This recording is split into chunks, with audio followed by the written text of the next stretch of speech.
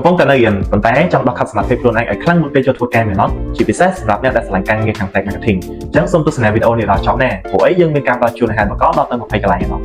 ឥឡូវនេះ Working Man កំពុងតែរៀបចំកម្មវិធីស្ដីពីការពង្រឹងអាជីពការងារខាងផ្នែក marketing ដែលជាវគ្គបណ្ដុះបណ្ដាលពិសេសជូនទៅដល់បងប្អូនដែលជានិស្សិតនិងសម្រាប់អ្នកដែលមានបទពិសោធន៍ការងារតិចតួចប៉ុន្តែចង់កសាងអាជីពខ្លួនឯងឲ្យជោគជ័យនៅក្នុងផ្នែកទីផ្សារត្រឹមតែប៉ុណ្្នឹងណាអ្នកត្រូវបានជ្រើសរើសនិងទទួលបានការបង្ហាត់បង្រៀនដែលមានរយៈពេលរហូតដល់6សប្តាហ៍ទាំងក្នុងថ្នាក់និងអនឡាញទទួលបានការបណ្ដុះបណ្ដាលពីអ្នកដែលមានជំនាញអាចយល់ដឹងអំពីមូលដ្ឋានយុទ្ធសាស្ត្រនិងការអនុវត្តជាក់ស្ដែងហើយមិនត្រឹមតែប៉ុណ្ណោះនៅពេលដែលអ្នករៀនចប់វគ្គបណ្ដុះបណ្ដាលមួយនេះអ្នកនឹងទទួលបានលិខិតពីការទទួលស្គាល់នៃការបណ្ដុះបណ្ដាល